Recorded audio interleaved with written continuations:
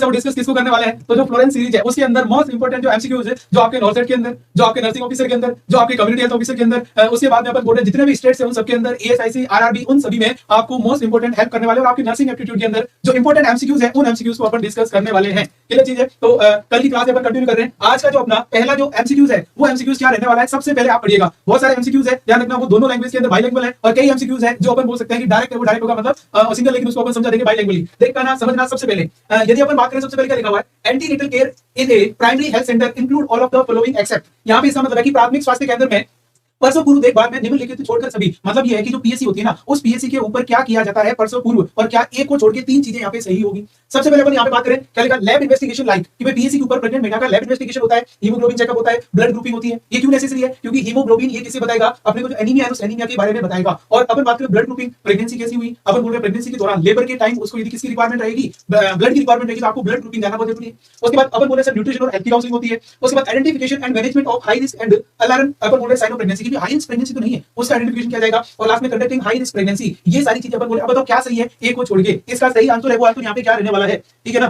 बिल्कुल बहुत सारे बी दे रहे हैं, बहुत सारे डी दे रहे हैं आंसर। आकाश बिल्कुल, मुस्कान यस, अनुष्का डी। उसके बाद अपन यहाँ पे बात करें रॉकी गुजर डी। बहुत सारे आंसर डी दे रहे हैं। अब देखना यहाँ पे क्या सही है वो सही आंसर होगा। देखो सीधी सी बात ये तो करनी होगी, ये बात बिल्कुल सही है। अपन बोले सर न्यूट्रिशन की और हेल्थ काउंसलिंग नहीं दोगे तो ध्यान रखना उसको प्रेगनेंसी के दौरान क्या खाना चाहिए, कैसे खाना चाहिए और कौन कौन सी डाइट लेनी चाहिए वो बहुत जरूरी है, तो ये भी किया जाएगा। उसके बाद अपन बात करें identification and management of high risk and alarm sign of during. बिल्कुल आपको ये बताना है, उस महिला को बताना है कि भैया परसों के दौरान ऐसी कौन कौन सी प्रॉब्लम्स आ सकती है और उस टाइम आपको ये क्या करना है, डायरेक्ट हॉस्पिटल में बताना है या डॉक्टर से कांटेक्ट करना है। जैसे कोई हेमरेज होने लग जाए, जैसे अपन बोल रहे हैं कि जो है वहां ब्लीडिंग, वाइट डिस्चार्ज, ऐसी कोई प्रॉब्लम हो तो वो सारी चीजें। लास्ट में लिखा कंडक्टिंग हाई रिस्क प्रेगनेंसी। ध्यान रखना हाई रिस्क प्रेगनेंसी कभी भी आपको यहाँ पे कंडक्ट नहीं करवानी है। क्यों, क्योंकि हाई रिस्क प्रेगनेंसी हमेशा हमेशा कहां से करवाई जाएगी, याद रखना ये हो गया डिस्ट्रिक्ट हॉस्पिटल पे या फिर सीएससी पे या फिर आप मेडिकल कॉलेज है उस मेडिकल कॉलेज के हॉस्पिटल में ही करवाओगे, क्योंकि वहां पे ब्लड की फैसिलिटी होती है, वहां पे ऑक्सीजन की फैसिलिटी होती है, ठीक है ना, वहां पे मल्टीपल डॉक्टर्स रहते हैं, तो वो अपन यहाँ पे बोल सकते हैं। इसलिए कभी भी अपन बोल रहे हैं प्रेगनेंसी वो कंडक्ट यहाँ पे नहीं करवाई जाएगी। इसका मतलब ऑप्शन ए, ऑप्शन बी और ऑप्शन सी तीनों राइट है और option D is the wrong. Okay भाई, तो बिल्कुल बेसिक चीज है। उसके बाद देखो अगला क्वेश्चन, ये तो बहुत सिंपल है भाई, एनाटॉमी का क्वेश्चन है, बहुत सिंपल है और बेसिक क्वेश्चन है। क्या बताओ ध्यान रखना, sella turcica is a part of, एक सेला टर्सिका एक जगह, मैं ये कह सकता हूं ये देखो सेला टर्सिका, और जो सेला टर्सिका है ना वह सेला टर्सिका एक कैविटी है। सेला टर्सिका ध्यान रखना क्या है, एक कैविटी है, वो कैविटी होती है, लेकिन वो कहां पे रहेगी, ये अपन बोले सर इथियोइड bone, parietal bone, palatine bone और उसके बाद में स्फिनोइड बोन। कौन सी बोन के अंदर सेला टर्सिका नामक स्ट्रक्चर प्रेजेंट रहती है। बिल्कुल बेसिक और सिंपल क्वेश्चन है, इसका आंसर करिएगा। बिल्कुल मोहित सपना डी, उसके बाद रजनी डी, मुस्कान डी, अरुण डी, बिल्कुल उसके बाद में समी सिंह डी। यस, बहुत सारे जो बच्चे हैं इसमें यहाँ पे जो आंसर कर रहे हैं वो कौन सा आंसर कर रहे हैं रखना सर, जो डी है वो डी आंसर। अब यहाँ पे देखना ये क्या है, ये अपने जो बोन की बात करें ना, सेला टर्सिका एक कैविटी होती है और वो कौन सी बोन में रहती है रखना, ये अपने बोला सर स्फिनोइड बोन है ना, उस स्फिनोइड बोन के अंदर होती है। ओके भाई, इस सेला टर्सिका कैविटी के अंदर, इस सेला टर्सिका कैविटी के अंदर यहाँ पे याद रखना क्या होती है, एक ग्लैंड होती है, उसका नाम क्या याद रखना, ये हो गया सर पिट्यूटरी ग्लैंड। आपने नाम तो सुना होगा, और इसी पिट्यूटरी ग्लैंड को अपन कहते हैं मास्टर ग्लैंड के नाम से जानते हैं। एक बात है, और ये जो मास्टर ग्लैंड है वो कितनी होती है, 0.5 ग्राम की छोटी सी एक मटर के दाने की जितनी एक ग्लैंड होती है, लेकिन इसके काम है ना वो काम बहुत खतरनाक है। और इसकी यदि मैं बात करूं पिट्यूटरी ग्लैंड की, तो इसके दो पार्ट होते हैं। कितने पार्ट होते हैं, दो। एक का नाम क्या है जी, ये हो गया सर एंटीरियर पिट्यूटरी, क्या नाम है, ये हो गया एंटीरियर पिट्यूटरी ग्लैंड, और एक का नाम क्या है जी, ये हो गया पोस्टीरियर पिट्यूटरी ग्लैंड। मतलब आप ये सोचो कि सर 0.5 ग्राम की एक स्ट्रक्चर है और उसके भी दो पोर्शन है। अब इसमें अपन यहाँ पे बात करें सर, जो एंटीरियर पोर्शन है ना, इस एंटीरियर पोर्शन से भी क्या निकलेंगे, हार्मोन से वो हार्मोन निकलते हैं। जैसे अपन बात करें सर कौन सा, ये हो गया जीएनआरएच हार्मोन भी यहाँ से आता है। अपन बोल रहे हैं सर, उसके बाद देखो नेक्स्ट वन अपन बोल रहे हैं सर गोनेडोट्रोपिन, है ना, ये हो गया गोनेडोट्रोपिन भी यहाँ पे आता है। उसके बाद ध्यान रखना ये अपन बोल रहे हैं थायराइड रिलीजिंग जो हार्मोन्स है वो भी यहाँ से आते हैं, ठीक है। ये जो अपन ऐसे बोल सकते हैं सर। उसके बाद आपने देखा होगा एसीटीएच भी यहाँ से आता है। बहुत सारे हार्मोन्स यहाँ से क्या होते हैं, आते हैं। और जो पोस्टीरियर पिट्यूटरी है, कौन से ध्यान रखना, पोस्टीरियर पिट्यूटरी, यहाँ से भी दो इंपॉर्टेंट हार्मोन आते हैं, जिसका अपन बात करें एक का नाम है बच्चों एडीएस, जिसको अपन बोलते हैं sir anti diuretic hormone, anti diuretic hormone के नाम से यहाँ पे अपन जानते हैं। और दूसरे का नाम होता है ऑक्सीटोसिन, इसका नाम ध्यान रखना, ये होगा ऑक्सीटोसिन, जो डिलीवरी इसके अंदर काम आता है, डिलीवरी के अंदर भी काम आता है। और उसके बाद ध्यान रखना बच्चे के अंदर यदि मिल्क दूध पिलाना है तो उसमें भी ये इंपॉर्टेंट रोल प्ले करता है, क्योंकि जो मदर के अंदर लैक्टेशन पीरियड के अंदर मिल्क बनाने का काम तो कौन करेगा, यहाँ से रिलीज होगा प्रोलैक्टिन। कौन सा हार्मोन करेगा, प्रोलैक्टिन। लेकिन उस मिल्क को बच्चे तक पहुंचने के लिए कौन एफर्ट्स लगाएगा, उसका नाम हो गया ऑक्सीटोसिन। तो ये है अपन बोल रहे हैं सर, इसकी बात करें सेला टर्सिका, तो कहां पे होती है, यहाँ पे किस जगह, टेम्पोरल रीजन में। बोन का नाम क्या है, स्फिनोइड बोन के अंदर होती है। तो ये अपन बोल सकते हैं सर इंपॉर्टेंट रहेगा। अगला भाई देखिएगा next one, very important question देखिएगा, यहाँ पे क्या लिखा हुआ है, ये देखो सोर्सेज ऑफ एचसीजी। क्या रहेगा रखना, सोर्सेज ऑफ एचसीजी। अब बताओ एचसीजी के बारे में अपन क्या समझते हैं? एचसीजी एक हार्मोन है जिसको अपन बोलते हैं ह्यूमन कोरियोनिक हार्मोन। ये ह्यूमन कोरियोनिक हार्मोन आता कहां से? बात ये है क्या रहेगा रखना, सिंसियोट्रोपोब्लास्ट से, साइटोट्रोपोब्लास्ट से, एम्नियन से एंड कोरियन से। एचसीजी हार्मोन का स्रोत क्या है? तो एचसीजी का पहली बात तो मैं जब तक आप आंसर दो तब तक मैं इसके बारे में बताता हूं, क्योंकि जानकारी पूरी होना बहुत ही जरूरी है। बिल्कुल यस, आप सभी आंसर करते रहे। यहां पे बात करूंगा रखना HCG human chorionic gonadotropin hormone. और ये जो एचसीजी जो आता है, ये एचसीजी पहली बात तो किसके अंदर अपन देखते हैं सर? ये प्रेगनेंसी है, उस प्रेगनेंसी के अंदर होगा। किसकी बात करें? प्रेगनेंसी के अंदर। ये जो एचसीजी है ना, ये एचसीजी आएगा किसके द्वारा? ध्यान रखना, वैसे तो अपन बोल रहे हैं सर प्लेसेंटा से, और प्लेसेंटा के अंदर एक जो स्ट्रक्चर है उसका नाम क्या ध्यान रखना, ये अपन बोल सकते हैं क्या नाम है ध्यान रखना, सिंसियोट्रोपोब्लास्ट। क्या नाम है? सिंसियोट्रोपोब्लास्ट है, उस सिंसियोट्रोपोब्लास्ट से आएगा। और ये एचसीजी अपन बात करें इसको रेगुलेट, जो एचसीजी है ना, ये क्या करता है ध्यान रखना, प्रेगनेंसी है ना, उस प्रेगनेंसी के अंदर ये प्रेगनेंसी को रेगुलेट है, वो रेगुलेट करने का काम है, वो काम करता है प्रोजेस्टेरोन के साथ में मिलकर। तो ये कहां से आगे ध्यान रखना, ये जिस जगह जिससे प्लेसेंटा बनती है उस सेल का नाम क्या है? इसको अपन बोलते हैं सिंसियोट्रोपोब्लास्ट। और एक चीज ध्यान रखना, ये जो सिंसियोट्रोपोब्लास्ट होती है ना, यही इस एचसीजी को कंट्रोल करने का काम करती है। इसका मतलब मैं कह रहा हूं, ये एम्नियन कोरियन क्या है? एम्नियन कोरियन तो अपन बोल सकते हैं फीटस के चारों ओर की लेयर है। एम्नियन अपन बोले अंदर की लेयर, कोरियन अपन बोले सर बाहर की लेयर, है ना। और ये इसके बाद इसका मतलब अपन यहाँ पे कह सकते हैं कि इसका जो सही है वो राइट आंसर क्या होगा सर? सिंसियोट्रोपोब्लास्ट है, वो सिंसियोट्रोपोब्लास्ट इज द राइट आंसर। ठीक है ना, ये अपन यहाँ पे बोल सकते हैं बेसिक क्वेश्चन है, सिंपल है और एकदम सीधा क्वेश्चन। यस बिल्कुल। अब यहाँ पे देखिएगा अगला, अगला भी बहुत अच्छा और सिंपल क्वेश्चन है, पहले पढ़ो और फिर आंसर दो। यहाँ पे लिखा है कि cardiac sphincter is situated at, बताओ भाई कार्डियक स्फिंक्टर है वो किस जगह सिचुएटेड होता है? बताओ भाई, हार्ट के अंदर होता है, उसके बाद कार्डियम में होता है, उसके बाद एंड ऑफ इसोफेगस या एंड ऑफ स्टोमक कहां पे होता है? बिल्कुल जल्दी से सारे आंसर है वो आंसर करिएगा। बिल्कुल कई आंसर ए कर रहे हैं, बहुत सारे बिल्कुल सी आंसर कर रहे हैं, चलो ठीक है। ओम प्रकाश, उसके बाद अरुण सी ए आंसर कर रहा है, ठीक है ना। बहुत सारे ए आंसर और सी आंसर। देखो बेटा यहाँ पे यही तो सबसे बड़ी चीज है ना, आप यहाँ पे कंफ्यूज हो रहे हो, किसकी वजह से हो रहे हो सर? हार्ट लिखा है तो ध्यान रखना मेजोरिटी हमेशा गलत होती है। यहाँ पे देखो अपन बात करें सर, ये एक अपन किसकी बात करें, ये इसोफेगस की स्ट्रक्चर है, और उसके बाद में कौन आता है ध्यान रखना, इसके बाद में स्टमक है, वो स्टमक आता है। यहाँ पे देखिएगा ये तो इसोफेगस का कौन सा है? अपन बोल रहे हैं स्टार्टिंग पॉइंट है, किसकी बात करें? स्टार्ट। और यहाँ पे इसोफेगस क्या होती है ध्यान रखना, ये हो गया एंड है, वो एंड होती है, ठीक है ना। यहाँ जो स्फिंक्टर रहता है उसको अपन बोलते हैं अपर इसोफेजियल स्फिंक्टर। यूए का बात क्या हो गया? अपर इसोफेजियल स्फिंक्टर। और यहाँ पे जो रहता है उसको अपन क्या बोलते हैं? Lower oesophageal sphincter. इसके नाम से जानते हैं लोअर इसोफेजियल स्फिंक्टर। अब अपन बोल रहे हैं कि जो ये आपका फर्स्ट पार्ट ऑफ, यहाँ पे देखो इसमें लिखा एंड पार्ट, यहाँ पे देखना एंड पार्ट तो ये है, और इस एंड पार्ट को अपन बोलते हैं, ये हो गया पाइलोरिक स्फिंक्टर। किसके नाम से जानते हैं? पाइलोरिक स्फिंक्टर उसके नाम से। इसका मतलब ये ऑप्शन तो गलत हो गया। यहाँ बेटा हार्ट का कोई लेना देना नहीं है, कार्डियक नाम होने से हार्ट नहीं होता है, ठीक है। अब यहाँ पे अपन बोला कार्डियक कोई स्ट्रक्चर ही नहीं होती है, तो इसका मतलब ये। और यहाँ जो स्फिंक्टर रहता है,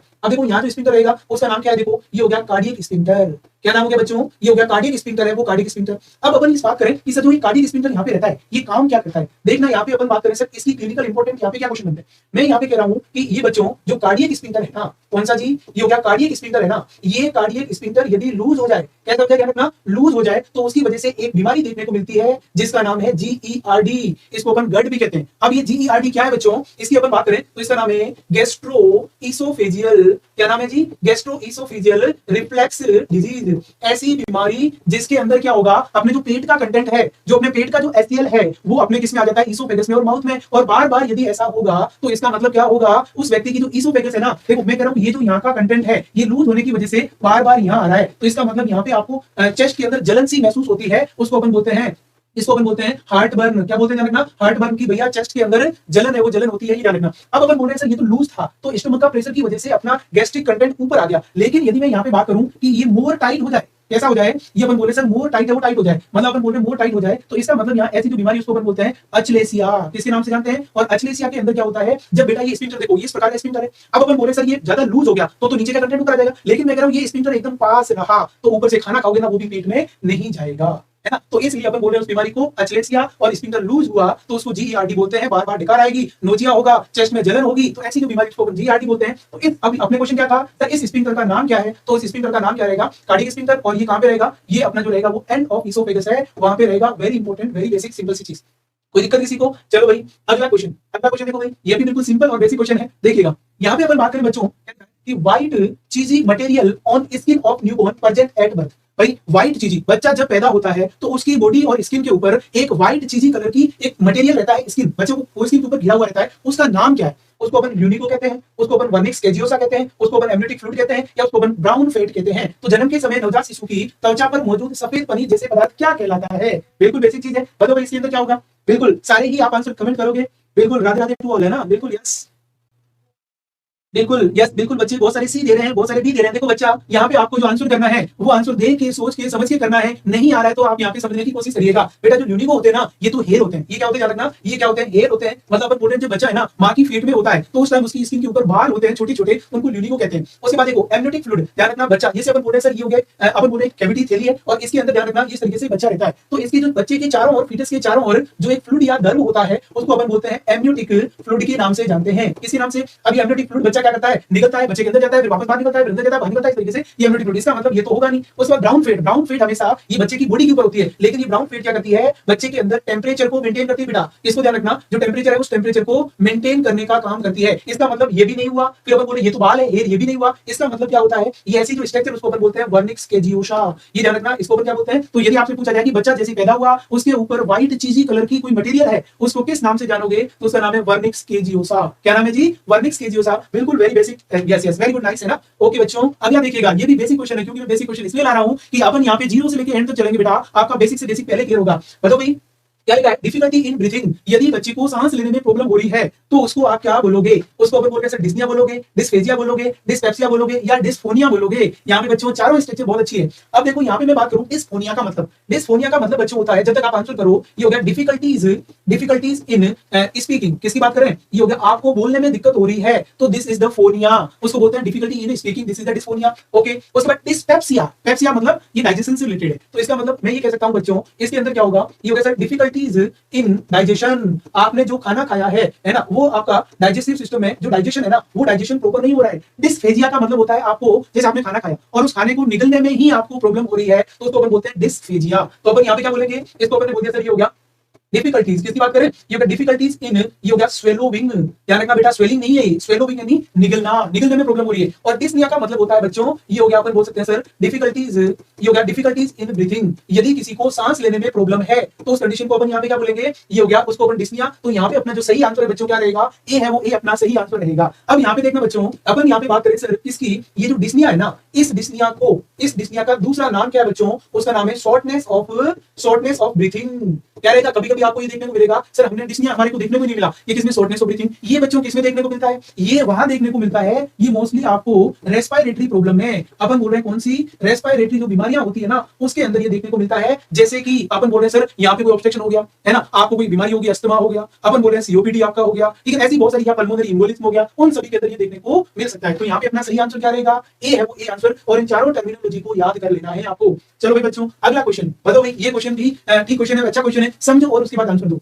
ये क्वेश्चन ये पूछ रहा है कि व्हाट डज डेली मींस। एक वर्ड है जिसका नाम क्या है? डेली। क्या नाम है? DALY। क्या नाम है जी? अपन यहाँ पे बोल सकते हैं सर इसका नाम है DALY, डेली। अब बताओ भाई डेली का मतलब क्या है? डे विद एडजस्टेड ईयर, कि भाई डे विद एडजस्टेड ईयर बोलते हैं, डेली एडजस्टेड लाइफ ईयर, उसके बाद डिसेबिलिटी एडजस्टेड लाइफ ईयर, या daily and adult living year. बताओ भाई ये इसमें डेली का क्या मतलब है? कि समायोजित वर्ष के 7 दिन, दैनिक समायोजन जीवन वर्ष, विकलांगता समायोजन जीवन वर्ष, या दैनिक एवं वैक्स जीवन वर्ष। डेली का मतलब क्या होता है? बिल्कुल बच्चों, यस, बहुत सारे बच्चे डी आंसर दे रहे हैं, ठीक है ना। अब देखिएगा बच्चों, वैसे अपन यहाँ पे बात करें ना, कभी भी मेजोरिटी हमेशा गलत होती है, ये चीज आपको ध्यान रखना है ना। अब देखो इसके अंदर इसका मतलब क्या है? ये क्या है बच्चों? इसका जो रियल मतलब है ना, वो है डिसेबिलिटी एडजस्टेड लाइफ ईयर, जिसको अपन बोलते हैं कि विकलांगता समायोजित जीवन वर्ष। इसका मतलब क्या हुआ? कि कोई भी व्यक्ति, जैसे मैंने कहा ना, उसकी अपन बात करें, एक व्यक्ति है और उसको RTA, जिसको अपन बोलते हैं रोड ट्रैफिक एक्सीडेंट हुआ या कोई ट्रॉमा हुआ, क्या हो ध्यान रखना, ट्रॉमा है, वो ट्रॉमा हुआ, और उसको ट्रॉमा में कह रहा हूं कि वो कितने साल का था तब हुआ? अब अपन बोले सर वो 25 साल का था ना, तब उस व्यक्ति को ट्रॉमा है, वो ट्रॉमा हुआ, और अभी वो कितने साल का है? तो अपन बोले सर अभी 45 साल का हो गया है। तो बताओ भैया, अब उसको डिसेबिलिटी के साथ में जीते हुए कितने साल हो गए? तो ये 25 का था तब। अब इसका मतलब मैं कह रहा हूं कि उस व्यक्ति को 20 साल हो गए हैं, वो किसके साथ में जी रहा है? ये हो गया डेली के साथ में जी रहा है। तो विकलांगता के साथ में कितने साल उसने गुजारे, उसको अपन क्या बोलते हैं बच्चों? डेली बोलते हैं। हिंदी में विकलांगता समायोजित जीवन वर्ष या डिसेबिलिटी एडजस्टेड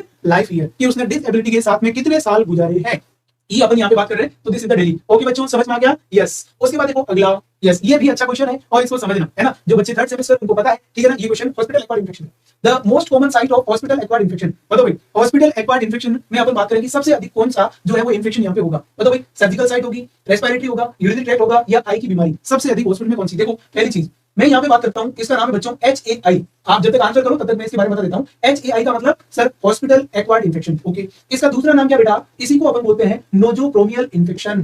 किसके नाम से जानते हैं? ये हो गया सर नोजोक्रोमियल इन्फेक्शन, मतलब हॉस्पिटल एक्वायर्ड इन्फेक्शन को ही कहते हैं। चलो भाई, इसमें क्या क्या चीजें हो सकती है?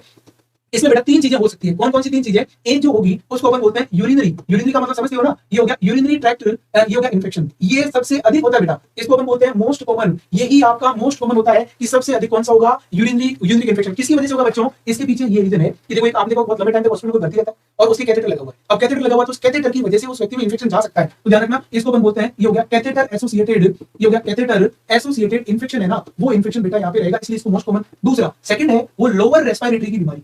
कौन सी? ध्यान रखना, लोअर रेस्पिरेटरी डिजीज। यहाँ पे लोअर रेस्पिरेटरी डिजीज की जो बीमारी है वो होगी। और जो तीसरा है बच्चा वो कौन सा होगा? ध्यान रखना, सर्जिकल साइट इन्फेक्शन। भैया आपने जिस जगह ऑपरेशन किया है ना, किसकी बात करें? Surgical site infection. जिस जगह आपने ऑपरेशन किया है वहां पे इन्फेक्शन। देखो आपने चीरा किया, वो जगह आपने वापस क्या किया? ध्यान से अच्छी तरीके से क्लीन टेक्निक यूज नहीं करी, साफ सफाई से नहीं किया। उसके बाद आपने जब टाके लगाए, स्विचर किया, और स्विचर करने के बाद में बच्चों आपने ध्यान नहीं दिया तो इन्फेक्शन हो सकता है। अब देखो इन तीनों में से, वैसे होते तीनों है, ये तो होता ही नहीं है, इसको आप यहाँ पे काट सकते हो, लेकिन इन तीनों में से मोस्ट कॉमन कौन सा होता है? तो बच्चों मोस्ट कॉमन जो होता है उसका नाम क्या हो गया? यूरिनरी ट्रैक्ट, क्योंकि मैंने यहाँ पे लिखा है। तो इसका मतलब आज के बाद आपसे पूछा जाए कि हॉस्पिटल में पेशेंट भर्ती है और उसके बाद में उसको सबसे अधिक किसकी संभावना है, तो आपको बताना सर यूरिनरी ट्रैक्ट इन्फेक्शन की, फिर लोअर रेस्पिरेटरी बीमारियों की, और उसके बाद में सर्जिकल साइट इन्फेक्शन है उसकी। और इसका जो मोस्ट कॉमन कारण है ना बच्चों, ये ध्यान रखना 30% तक, जिसका नाम है, ये हो गया ग्राम नेगेटिव। कौन से? ध्यान रखना, ग्राम नेगेटिव बैक्टीरिया। क्या होगा? ग्राम नेगेटिव जो बैक्टीरिया है ना, वो बैक्टीरिया सबसे अधिक यहाँ पे कारण इसका माना जाए।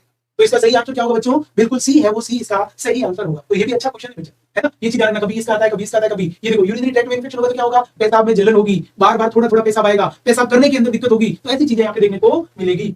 अगला देखो भाई, ये भी बच्चा बहुत सिंपल क्वेश्चन है और ये आपको पहले से ही आता है। बताओ भाई क्या होगा इसमें? देखो पीएच ऑफ ह्यूमन ब्लड। देखो आपके अंदर, मेरे अंदर जो ब्लड चल रहा है ना, उसकी पीएच कैसी है? बताओ भाई कितनी है? ये अपन बोले 6.5 टू 7.9। उसके बाद देखो 7.35 से 7.45, या अपन बोल रहे 8 से 9, या अपन बोल रहे 4.5 से लगाकर 5। बताओ भैया पीएच कितनी होती है? अब यहाँ पे देखना बच्चों, पहली बात तो पीएच होती क्या है ये तो पता होना चाहिए। इसको अपन बोलते हैं कंसंट्रेशन ऑफ हाइड्रोजन आयन। अपन बोले सर हाइड्रोजन आयन की जो सांद्रता होती है ना, उसको अपन क्या कहते हैं? पीएच। कि आपके ब्लड के अंदर हाइड्रोजन आयन कितने? अब बताओ अपने ब्लड की पीएच कितनी है? ये देखो ब्लड, और ब्लड की जो पीएच होती है ना बच्चों, वो होती है 7.4। आपसे एक ही वर्ड में पूछे ना कि ब्लड की पीएच बताओ, तो आपको 7.4 बताना है। फिर यदि आपसे पूछा जाए कि जो ब्लड है ना, उस ब्लड की पीएच है ना, उसको रेंज में बताओ, तब आपको बताना है 7.35 से 7.45। ये बच्चों इसकी क्या रहेगी? रेंज है, वो रेंज रहेगी। तो इसका मतलब, अब तो भाई 7 से ऊपर है, इसका मतलब यहाँ पे मैं क्या बोलूंगा कि जो ब्लड है ना, ब्लड इसकी पीएच कैसी होती है? इसको अपन बोले सर ये हो गया स्लाइटली एल्केलाइन होती है।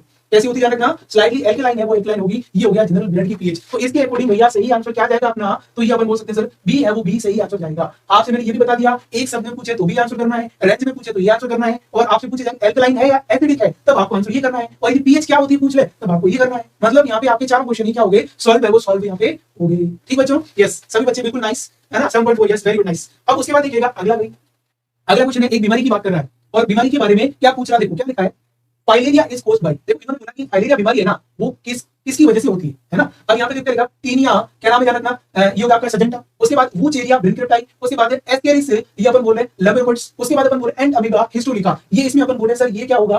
फाइलेरियासिस किस कारण होता है? ये चारों ऑप्शन यहाँ पे आपके सामने।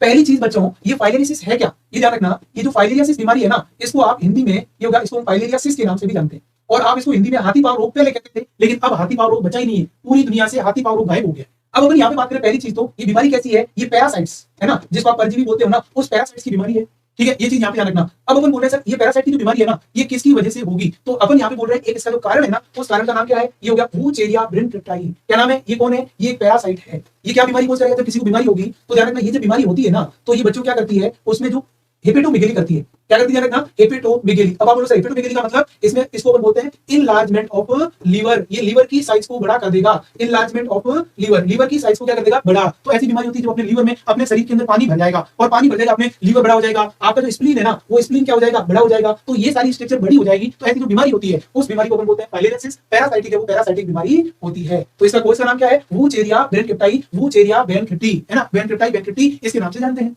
है ना। तो ये भी आपको यहाँ पे ध्यान रखना है, किसकी बात कर रहे हैं अपन? This is the basic. Okay, ये क्वेश्चन है ना, ध्यान रखना, ये क्वेश्चन सीएचओ के अंदर आया हुआ है बच्चों। किसके अंदर आया हुआ ध्यान रखना? सीएचओ के एग्जाम में पूछा गया है कि बताओ इसका क्या मतलब होता है, किसके अंदर है। बेसिक क्वेश्चन, सिंपल है। देखो अब आपके इंट्रेंस में भी पूछा जा सकता है, और ऐसा क्वेश्चन ध्यान रखना सीएचओ के एग्जाम में पूछा गया, कितना इजी है। अगला क्वेश्चन बच्चों देखिएगा, ये भाई अच्छा क्वेश्चन है मेरे हिसाब से। आपने पढ़ा होगा विटामिन B12, क्या नाम है? विटामिन B12 कहाँ एब्जॉर्ब होता है? मतलब आपने विटामिन B12 खाया, वो आपकी बॉडी में एब्जॉर्ब किस जगह होगा? बताओ भाई, ड्यूडेनम में होगा, या अपन बोल रहे हैं जेजुनम में होगा, या अपन बोल रहे हैं इलियम में होगा, या अपन बोल रहे हैं कोलन में, कहां पे होगा? एक चीज बच्चों देखो, यहाँ पे मैं आपको पूरा इसमें विटामिन बता देता हूं। देखिएगा अपन बात करें बच्चों विटामिन B12, विटामिन B12 का क्या नाम है बच्चों? ये हो गया ये होगा आपका कोबालामाइन। इसकी बात करें साइनो कोबालामाइन, ये इसका नाम हो गया। ओके भाई, अब अपन बात करें ये जो विटामिन है ना, इस विटामिन का क्या होता है ध्यान रखना, एब्जॉर्प्शन। देखो सभी जितने भी विटामिन है ना, उन सभी विटामिन का एब्जॉर्प्शन कहां से होता है, वो होता है स्मॉल इंटेस्टाइन से।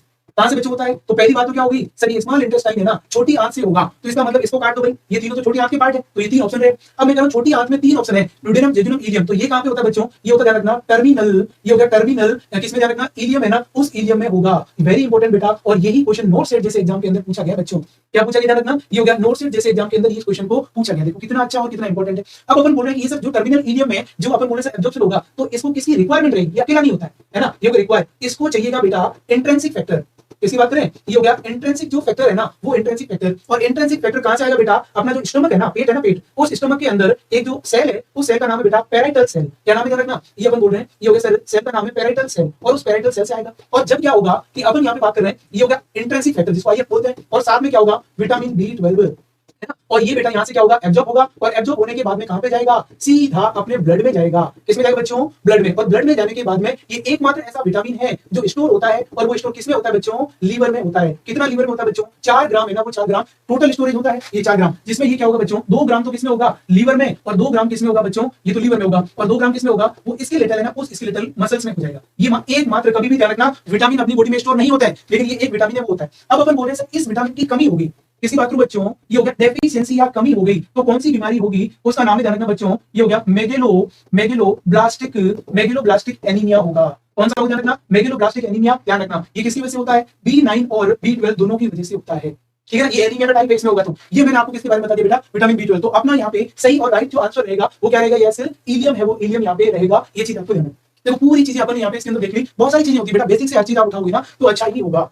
अगला देखिएगा, यस ये कौन बताएगा भाई मेरे को, ये देखो नॉर्मल अम्लाइकल कोड कंटेंट। बताओ भाई एक अम्लाइकल कोड होती है, पहली चीज तो बच्चों अम्लाइकल कोड होती क्या, ये आपको पता होना चाहिए। यहाँ पे मैं बात करूं अम्लाइकल कोड की, इसमें कितनी, एक आर्टरी 2 वेन होगी, 2 आर्टरी 1 वेन होगी, 1 आर्टरी 1 वेन होगी, 2 आर्टरी 2 वेन होगी। अब देखो एक अम्लाइकल कोड, पहली चीज तो अम्लाइकल कोड क्या होती है, ये अपन बात करें किसके बीच में, मदर और उसका जो बेबी है, जो जिसको अपन बोलते हैं फीटस। ये ध्यान रखना फीटस के वहां पे होती है जिसको अपन बोलते हैं अम्लाइकल कोड। क्या नाम है, अम्लाइकल कोड। अब अपन बोल रहे हैं इसके अंदर कितनी होती है, तो ध्यान रखना इसके अंदर अपन यहाँ पे बात करें सर 2 तो क्या होती है, ये होगा 2 तो क्या होती है आर्टरीज है, आर्टरीज, और 2 ही क्या होती है, वेन होती है। समझना इसको, 2 आर्टरी और 2 वेन होती है। लेकिन अपन बात करें जब प्रेगनेंसी 4 महीने की होती है, कितनी होती है ध्यान रखना, 4 मंथ के ऊपर इसके अंदर ध्यान रखना क्या हो जाता है सर, जो 2 आर्टरी है कितनी रहेगी ध्यान रखना, ये हो गया 2 तो क्या रहेगी, ये हो गया 2 तो रहेगी बेटा आर्टरीज हो गया, और उसके बाद में एक क्या रहेगा, वेन है, वो वेन रहेगा। पहले 2 होती है फिर कम होती है, ये ध्यान रखना इसके अंदर। फिर ध्यान रखना ये सेगमेंट है ना, वो पूरी प्रेगनेंसी के टाइम यहाँ पे चलेगा। तो इसका मतलब इन्होंने बोला अम्लाइकल जो कोड है उसके अंदर क्या होता है। अब अपन देखो इसमें इसका आंसर है वो सही क्या जाएगा, ये हो गया 2 आर्टरी और 1 वेन जाएगा। अब बेटा यहाँ पे देखना जो 2 आर्टरी है ना, यहाँ पे ये आर्टरी क्या करेगी, देखना ये हो गया आर्टरीज, और ये आर्टरीज है ना वो किसका काम करती है,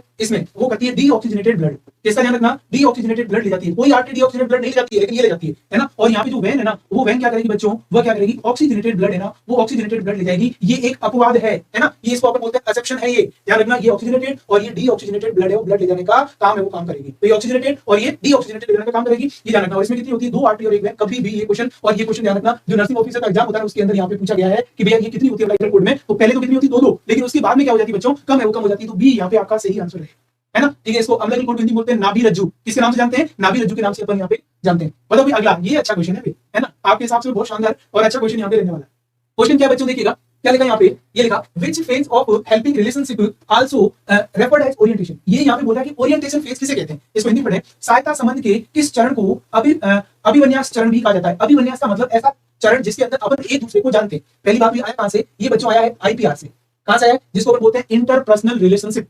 किसके नाम से जानते हैं, इंटरपर्सनल रिलेशनशिप के नाम से यहाँ पे जानते हैं। इसमें टोटल कितनी फेज होती है, 4। तो यहाँ पे देखो प्री इंट्रोडक्टरी, पूर्व अंत्यक्रिया चरण, फिर होता है इंट्रोडक्टरी फेज, उसके बाद परिचयात्मक चरण, उसके बाद होता है वर्किंग फेज, कार्य चरण, और उसके बाद टर्मिनल फेज, उसको अपन बोलते हैं समाप्ति, अपन बोलते हैं चरण। अब अपन बोल रहे हैं रिलेशन कि आप यहाँ पे एक दूसरे व्यक्ति को जानते कब हो। अभी समाप्ति वाली इसमें तो आप नहीं जानोगे, काम कर रहे हो तो उससे पहले आपने जान लिया होगा, तो ये अपन बोल रहे हैं इसके अंदर। फिर आता है इसमें और इसमें से क्या होगा, अभी वो प्री अपन बोल इंटरेक्शन, आपने इंटरेक्शन किया नहीं उससे पहले की फेज, तो आप उस व्यक्ति को कैसे जानोगे, इसका मतलब ये भी गलत हो गया। इसको बोलते हैं परिचयात्मक, जब आप एक दूसरे व्यक्ति के साथ में परिचय करते हो, तो ऐसी जो फेज होती है ना उसको अपन बोलते हैं दोस्तों, ये हो गया इंट्रोडक्टरी फेज। किसके नाम से जानते हैं, ये हो गया इंट्रोडक्टरी फेज, उसके नाम से जानते हैं, इसीलिए इसको अपन बोलते हैं ओरिएंटेशन। कभी कभी आपने देखा होगा बच्चों, आपको ये लिखा हुआ आएगा कि भाई IPR है ना, इस IPR की 4 फेज होती है। कितनी होती है बच्चों, 4। कौन कौन सी, एक का नाम है प्री इंट्रोडक्टरी, प्री इंट्रोडक्टरी, जिसको अपन ने क्या लिखा, प्री इंट्रोडक्शनल। दूसरी का नाम है ओरिएंटेशन। तो बात ये किसकी पूछ रहा है, इसी की तो बात कर रहा है। नेक्स्ट अपन यहाँ पे बात करें कौन सी हुई दोस्तों, ये हो गया वर्किंग है वो वर्किंग, और लास्ट है उस लास्ट का नाम है, ये हो गया टर्मिनल है वो टर्मिनल फेज। ये होगी बच्चों टोटल कितनी आपकी 4 फेज है, वो 4 फेज यहाँ पे रहेगी। यस, ये इसका जो है वो आंसर क्या आएगा, कभी भी लाइफ में ध्यान रखना बेटा 4 ही फेज होती है। ओके चलो भाई नेक्स्ट वन, ये अब बताओ ये तो हॉस्पिटल में इंजेक्शन की बात हो रही है ना, किसकी बात हो रही है, intradermal injection is given at, जब आप हॉस्पिटल में इंजेक्शन लगाते हो तो ध्यान रखना कई इंजेक्शन अपन सीधा लगाते हैं, कई इंजेक्शन अपन टेढ़ा लगाते हैं, कई इंजेक्शन बिल्कुल एकदम हम बोल रहे हैं। यहाँ एंगल पूछा है कि जब आप इंट्राडर्मल का मतलब क्या हो गया, अपन यहाँ पे अंडर स्किन किसकी बात करें, जो अपनी स्किन है ना उस स्किन के नीचे लगाते हैं। किसके नीचे लगाते हैं, ये हो गया जो डर्मिस लेयर है ना, उस डर्मिस लेयर के नीचे इंजेक्शन लगाया जाता है। तब आप उस इंजेक्शन का एंगल क्या रखोगे, ये हो गया 15 डिग्री, 30 डिग्री, 45 या 90 डिग्री। देखना यहाँ पे अपन बात करें एंगल की, किसकी बात करूं मैं, एंगल की। जब आप इंजेक्शन लगा रहे हो, यदि आपको आईवी लगाना है, आईवी मतलब इंट्रावीनस, इसकी बात करें ये हो गया सर इंट्रावीनस, और जो इंट्रावीनस की बात करूं तो ये आपका लगेगा, वो ध्यान रखना 15 से 25 डिग्री है ना, उस पे लगेगा। उसके बाद अपन बोल रहे हैं आईडी, जिसको अपन ने क्या बोला, ये हो गया बच्चों इंट्राडर्मल। इसकी बात करें इंट्राडर्मल, बताओ इंट्राडर्मल इंजेक्शन आप कितने लगाओगे, तो वो अपन बोल रहे हैं 15 डिग्री में। उसके बाद वो आईएम, जिसको अपन बोल रहे हैं मास में लगाना है, जिसको अपन बोलते हैं इंट्रामस्कुलर, और इंट्रामस्कुलर में बच्चों आप किसमें लगोगे, 90 डिग्री है उस 90 डिग्री में। और एक अपन बोल रहे हैं सर एससी, जिसको अपन बोलते हैं सबक्यूटेनियस, जिसको अपन बोलते हैं कि आप त्वचा के नीचे जो सबक्यूटेनियस टिश्यू होता है ना, ये हो गया आपका सबक्यूटेनियस टिश्यू। और सबक्यूटेनियस टिश्यू में बच्चों लगाओगे तो वो कितना होगा, यहाँ पे 45 है ना, उस 45 पे जाएगी। तो यहाँ से आपने क्या पूछा, यहाँ पे इंट्राडर्मल, तो इंट्राडर्मल कितने में, अपन बोले सर 30, 45, 90 नहीं, कितने में लगेगा, 15 है उस 15 में लगेगा। मतलब यहाँ पे जो ए आंसर है ना, वो ए आंसर आपका यहाँ पे क्या रहेगा, सही है वो सही रहेगा। तो ये इंजेक्शन लगाने की यहाँ पे क्या हो रही है बच्चों, बात यहाँ पे हो रही है जी। ओके ये अच्छी बात है। बताओ भाई बर्थ और डेथ का रजिस्ट्रेशन कितने दिन के अंदर आपको करवाना है, इसको बच्चा पैदा हुआ, यहाँ पे क्वेश्चन क्या कर रहा है, time limit for registration of birth within, birth का रजिस्ट्रेशन कितने दिन में करवाना चाहिए, 21 दिन में, ये होगा 10 दिन में, 14 दिन में, 7 दिन में। ये हो सकता है आपसे पूछा जा सकता है कि बताओ भैया जन्म होते ही, जन्म के पश्चात कितने दिन के अंदर जन्म या बर्थ का रजिस्ट्रेशन करवाना चाहिए, बताओ भाई। अब अपन बात करें इसके लिए एक एक्ट आ रखा है, उसका नाम है सीआरएस, जिसको अपन बोलते हैं सिविल रजिस्ट्रेशन सिस्टम। क्या है बच्चों, ये हो गया सिविल रजिस्ट्रेशन सिस्टम। अब ये सिविल रजिस्ट्रेशन सिस्टम है ना, ये कब बना, ध्यान रखना 1969 के अंदर। इन्होंने यहाँ पे कितने, ध्यान रखना, इन्होंने कहा सर जो बर्थ रजिस्ट्रेशन है, एक तो इसकी बात करी थी बर्थ रजिस्ट्रेशन, और उसके बाद में नेक्स्ट बात करी थी डेथ रजिस्ट्रेशन। तो बताओ भाई बर्थ और डेथ रजिस्ट्रेशन कितने दिन में करवाना चाहिए, यहाँ पे दिन की बात हो रही है। यहाँ पे मैं बर्थ रजिस्ट्रेशन की कराऊं बच्चों, तो वो कितने दिन में करवाना है, 21 दिन में। बच्चा पैदा होते ही 21 दिन के अंदर अंदर आपको उसके बर्थ का रजिस्ट्रेशन करवाना है ना। और उसके बाद अपन बोल रहे हैं कि डेथ रजिस्ट्रेशन भी कितने दिन में करवाना है, 21 दिन के अंदर करवाना है। ये दोनों की जानना सेम रहेगी, और ये क्वेश्चन भी बेटा नॉर्थ सेट जैसे एग्जाम के अंदर पूछा गया है, मतलब इंपोर्टेंट है। बेसिक क्वेश्चन जानना, बहुत सारे बेसिक क्वेश्चन पूछते हैं। अभी तो जानना पिछले अपन बोले 2-3 अपन बोले 2 नॉर्थ सेट पीछे, जिसको नॉर्थ सेट 5 में पूछा था नॉर्मल बीपी कितनी होती है, और जिसमें 120 बटे जो 80 है वो दे रखा था 120/80 mm of Hg normal BP है। ऐसे भी क्वेश्चन नॉर्थ सेट पूछता है, टफ भी पूछता है, सिंपल भी पूछता है। तो आपको सिंपल से सिंपल भी आना चाहिए और टफ से टफ भी बच्चों आना चाहिए, ये ध्यान रखना। तो ये अपन ने बात कर दी इसकी कितने दिन में, 21 दिन में। आपको तो इसका मतलब यहाँ पे सही आंसर क्या होगा बच्चों, ये होगा सर ए है वो ए आंसर यहाँ पे क्या रहेगा, इसमें सही है वो सही रहेगा, क्या रहेगा, सही है वो सही रहेगा। ठीक है अब देखिएगा नेक्स्ट वन, यहाँ पे अपन बात करें, देखो बच्चों इसके अंदर क्या लिखा है, ये अपन यहाँ पे देखें, इसके अंदर क्या होगा, before taking temperature thermometer need to clean. अब देखो आपने टेम्परेचर लेना, ये कह रहा है कि तापमान लेने से पहले थर्मामीटर को आपको किधर से साफ करना चाहिए, है ना। एक थर्मामीटर, ये थर्मामीटर, ये अपन बोल रहे हैं थर्मामीटर का क्या होगा, बल्ब, और ये स्टेम हो गया ऐसे। और थर्मामीटर को आप क्या करोगे, यहाँ रखोगे या माउथ उस माउथ में रखोगे। तो उसमें अपन बात कर रहे हैं कि आप साफ जब आपको रखना है, जिस माने मेरे को और टेम्परेचर लेना है तो मैं थर्मामीटर कैसे रखूंगा, तो जैसे मैं रखूंगा तो मैं पहले साफ कहां से करूंगा, ये लिखा बल्ब टू स्टेम करोगे, स्टेम टू बल्ब करोगे, मिडल टू स्टेम करोगे या मिडल टू बल्ब करोगे, कभी बीच में से इधर जाओगे, बीच में से इधर जाओगे, या पहले इधर से करोगे या फिर पहले इधर से करोगे। अब यहाँ पे देखना बच्चों, जो थर्मोमीटर है, देखो ये अपन यहाँ पे बोले थर्मोमीटर किस तरीके से, ये इस तरीके का अपन बोले सर जो थर्मोमीटर है वो थर्मोमीटर यहाँ पे इस तरीके का होता है, ठीक है ना। यहाँ पे थर्मोमीटर में रीडिंग लिखी होती है, देखना ऐसे अपन बोल रहे हैं 41, ये हो गया 40, इस तरीके से यहाँ पे अपन बोल रहे हैं 35 तक, ये रीडिंग अपने लिखी हुई थी। अब आपको जैसे रखना है तो अपन सर इसको रखेंगे, तो इसको अपन क्या बोलते हैं, ध्यान रखना, ये हो गया बल्ब, इसको क्या बोलते हैं, ये हो गया बल्ब, और इसको अपन क्या बोलते हैं सर स्टेम। अब बताओ जब आपको रखना है तो साफ कैसे करोगे, अब देखो रखना है ना, तो साफ हमेशा पहले इधर से इधर करोगे पहले, और बाद में इधर से इधर करोगे, है ना। तो सबसे पहले मैं बात करूं, ये हो गया बिफोर, यहाँ क्वेश्चन आपसे किसका पूछा है, बिफोर, और दूसरा क्वेश्चन ये हो गया आफ्टर। बिफोर क्या होगा, ये हो गया बल्ब टू स्टेम, इधर जाओगे सर, हम यहाँ से लेके इधर जाएंगे पहले, है ना, और बाद में हम क्या करेंगे सर, यहाँ से लेके इधर जाएंगे। तो इसमें अपन बोलेंगे सर ये हो गया स्टेम टू बल्ब है वो बल्ब की ओर जाना है। ये एक थर्मोमीटर है ना, उसको साफ करने का तरीका होता है, उसको साफ करने का तरीका। अब यहाँ कैसे करोगे, मैंने कैसे कर रखा है, B4, ये हो गया B4B, बिफोर बल्ब हमेशा थर्मोमीटर में टेम्परेचर लेने से पहले B4B, बिफोर क्या करोगे, बल्ब टू स्टेम, इसका मतलब ये ऑटोमेटिक क्या होगा, स्टेम टू बल्ब। तो B4 बल्ब, बिफोर बल्ब है वो अपन यहाँ पे बोल सकते हैं। तो ये सीधा सा अपना आंसर चला गया सर, ये आंसर ए रहेगा, जिसमें बल्ब टू स्टेम है ना, वो बल्ब टू स्टेम यहाँ पे रहेगा। तो this is the clean technique, ठीक है। तो ये अपन यहाँ पे क्या कर सकते हैं बच्चों, बोल सकते हैं यस ए रहेगा। अगला बताओ, ये अच्छा क्वेश्चन है भाई। अगला अपन बात कर रहे हैं कि what which of the following is example of hinge joint. ये बताओ एनाटॉमी का सवाल है, हिंज जॉइंट कहां पे होता है, किस जगह होगा, रेडिकुलर जॉइंट, एल्बो जॉइंट को बोलेंगे, रिस्ट जॉइंट को बोलेंगे या शोल्डर जॉइंट को बोलेंगे। यहाँ पे बच्चों आप यहाँ पे देखना, मैं आपको यहाँ पे बताता हूँ इसके अंदर भाई जॉइंट है वो जॉइंट कौन कौन से होते हैं। ये देखो अपने जो जॉइंट है बच्चों, ये जॉइंट होते हैं, है ना। इसकी बात करें ये जॉइंट, अब आप ढूंढ लो। अब मैं क्या कह रहा हूँ कि जॉइंट के सारे प्रकार मैंने बता दिए। ये जो यहाँ पे जॉइंट होता है गर्दन के अंदर, उसको अपन बोलते हैं सर पोवाइड जॉइंट। अपन बोल रहे हैं यहाँ पे देखो ये एल्बो है ना, इस एल्बो के होता है उसको अपन क्या बोलते हैं, हिंज जॉइंट। उसके बाद आपने देखा होगा यहाँ पे इस जगह जो रिस्ट में जॉइंट होता है उसको अपन बोलते हैं कॉन्डिलॉइड जॉइंट। क्या नाम याद रखना, ये होगा कॉन्डिलॉइड जॉइंट। उसके बाद देखो नेक्स्ट जो अपना यहाँ पे जो हिप होता है ना, हिप के बीच में अपन पैरों को नीचे कर सकते हैं, वो जॉइंट को अपन बोलते हैं बॉल एंड सॉकेट जॉइंट। उसके बाद देखो अपने जो फिंगर के बीच में, ये जो अपनी उंगलियां ना इनके बीच में जो होता है उसको अपन बोलते हैं सैडल जॉइंट। और जो अपने जो पैर है ना, उस पैर के वहां पे जो अपन बोल रहे होता है उसका नाम है प्लेन। क्या हो सकता है, क्योंकि अपन पैर को इस तरीके से मोड़ सकते हैं ना, देखो इस तरीके से अपन इस तरीके से मोड़ सकते हैं, उसको अपन बोलते हैं प्लेन। तो इसका मतलब अपन बोल रहे हैं यहाँ पे इस जगह, मतलब अपनी जो ये बोन और ये बोन जुड़ी है उसको पोवाइड बोलते हैं। ये यहाँ जो है उसको अपन हिंज बोलते हैं, यहाँ जो है उसको अपन कॉन्डिलॉइड जॉइंट बोलते हैं, और उसके बाद पैरों में जॉइंट उसको प्लेन जॉइंट बोलते हैं। यहाँ पे जो जॉइंट है उसको अपन सैडल जॉइंट बोलते हैं। अब ये हो गया अपने सारे जॉइंट हो गए, ठीक है। और बॉल एंड सॉकेट का मतलब ये जो अपन बोल रहे हैं ये भी आपका कैसा बॉल एंड सॉकेट है ना। अब इसका आंसर यहाँ पे क्या होगा बच्चों, देखो आपने बोला हिंज जॉइंट कौन सा है, तो अब देखो हिंज जॉइंट कहाँ पे है, एल्बो पे। कहाँ पे है, एल्बो में। इसका मतलब आप यहाँ पे ढूंढ लो एल्बो कौन सा है, तो ये हो गया, ये भी नहीं है, ये भी नहीं है, ये भी नहीं। तो सही आंसर क्या रहेगा बच्चों, ये हो गया आपका एल्बो जॉइंट है ना, वो एल्बो जॉइंट होगा। ये चीज आपको ध्यान है, बस सिंपल सा क्वेश्चन। कुल मिला के बात ये है कि आपको यहाँ पे थोड़ी बहुत जो जानकारी है ना बच्चों, वो जानकारी किसके बारे में, इसके बारे में यहाँ पे होनी चाहिए। क्लियर बच्चों, तो देखिएगा उसके बाद देखो नेक्स्ट अगला है ना, ये अपन यहाँ पे बात कर रहे हैं, ये आज का लास्ट क्वेश्चन है, वो लास्ट क्वेश्चन रहेगा। उसके बाद अपन कल और क्वेश्चन अच्छे से डिस्कस करेंगे।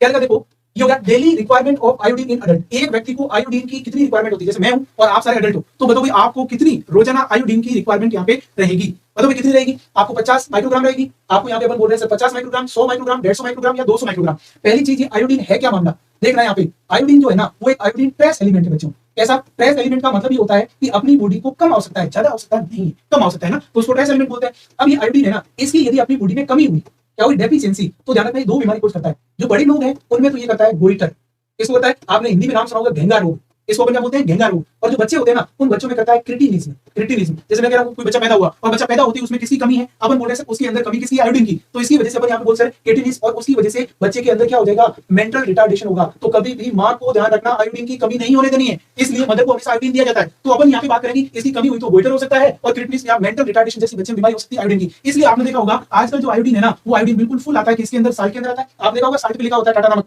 आयोडीनाइज्ड साल्ट, क्यों, क्योंकि उसमें आयोडीन की कमी नहीं होती है ना। तो रोज कितना लेना है, तो ये चीज ध्यान रखना, आपको रोज कम से कम कितना लेना है, आपको कितना खाना है, 150 mcg, वो 150 mcg। और अपन नमक खाते हैं आजकल, तो अपन क्या करते हैं, आयोडीन को ज्यादा खाते हैं, क्योंकि अपन तो क्या करते हैं, सब्जी के अंदर नमक डालते हैं, सब्जी के ऊपर और नमक डालना है आपको। यदि आप स्वाद लोगे तो फिर जिंदगी भी आपके साथ स्वाद लेगी। ये ध्यान रखना, साल्ट ज्यादा खाओगे तो ध्यान रखना आयोडीन की ज्यादा होने की वजह से भी अपन ये बोल रहे हैं हाइपरटेंशन, साल्ट की वजह से हाइपरटेंशन जैसी बीमारियां देखने को मिलेगी। क्लियर है, तो ये इस तरीके से आपको कितना रोज लेना है, ये होता है आपका 150 mcg RDA होता है आपका रोज का। क्लियर है भाई, तो ये अपन ने कुछ एक जो क्वेश्चन है वो क्वेश्चन अपने डिस्कस किए। बाकी ऐसे इंटरेस्टिंग क्वेश्चन कल अपने दोनों लैंग्वेज में, कल भी आपके ऐसे क्वेश्चन आपके यहाँ पे रहने वाले हैं, ठीक है। तो बिल्कुल आज के लिए बच्चों अपना इतना ही रहेगा। कल अपन है वो कल नेक्स्ट क्लास में इसको डिस्कस है, बाकी रिमेनिंग क्वेश्चन को देखेंगे। तो आज के लिए इतना ही बच्चों, कल मिलते हैं नेक्स्ट क्लास में। तब तक के लिए thank you so much for joining this class, thank you everyone. और लास्ट में मैं हमेशा ये कहता हूँ, सीखोगे नहीं तो जीतोगे कैसे, पहले सीखना है फिर जीतना है। Thank you so much.